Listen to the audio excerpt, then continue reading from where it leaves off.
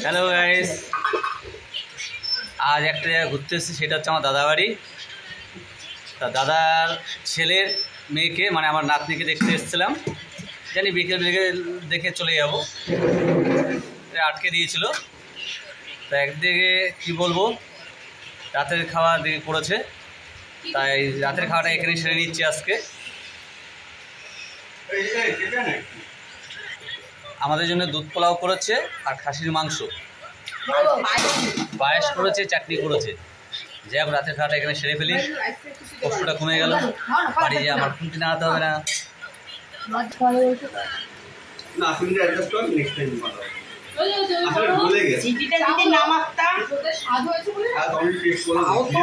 এই শাকটা আসতো না, প্রিয়াঙ্কা আবার ওই মুহূর্তেই উঠেছে।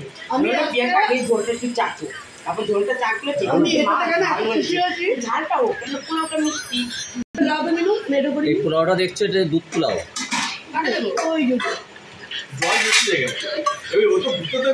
সিদ্ধ তো হয়েছে, তারপর আবার 5টা সিটি মেরেছে, যাবে কোথায়? যাই হোক, আমি না এখন অপমান করিনি, যেটা যাওয়ার করি মুরগি। বুঝতে পারছো, সব এক জায়গা।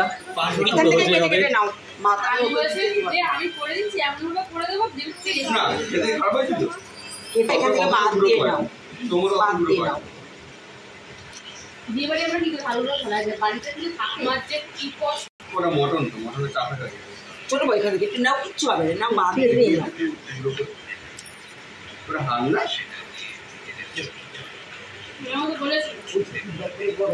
বাবা একবার তুলে গরম করলাম, নিজে একবার তুলে গরম মাংসটাকে হাতটা বলে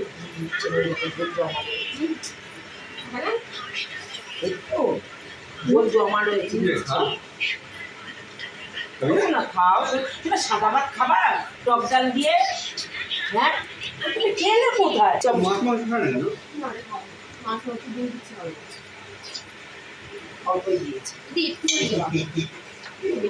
সবাই খাও খাও করছি, ছোট কেটে নাও।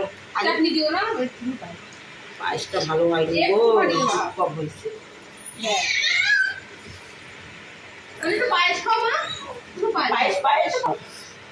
গাইস, শুধু মাংসের সাইজটা দেখো, গোলে একদম ক্ষীর হয়ে গেছে। তোমরা ভাবছো খাসির মাংস বলেছে আর খাচ্ছে না, পুরো গোলে একাকার হয়ে গেছে। তোমরা ক্ষমা করে দাও, আমরা লজ্জিত, ভীষণ লজ্জিত আমি বাবা। না ওইটা মতন বেশি নিতে পারবো যা পিস করে দিবা, আবার 2 পিস করে আবার দিবা, তাহলে কিন্তু হয়ে যায়। কিন্তু সব তো বলে গেছে, এই যে হ্যাঁ সত্যি তাই। আরে বললাম না তুমি সিনটা মটন করেছি, তারপরের দিনই বাবাকে বলছে বাবা আবার মটন নিয়েছে। ধর কি বলে হ্যাঁ হ্যাঁ নিয়ে এসে, যখন যেটা মন চাবে কিনে খেয়ে যেটা তোরা আজকে বলে তাই ঠিক আছে, ভালো কথা। এবার পায়েস, না আগে পায়েসটা দেখো, চাটনি বাকি কইছি। চাটনি লাগবে না, লাগবে না মানে সব খেতে হবে। হাতে পুরি আমি রান্না করেছি। কেন আমি এখানে যাবো কি করে? তাহলে আসো তুমি, একসাথে এখানে যাই, এই পাশ থেকে ঢুকে যাবো।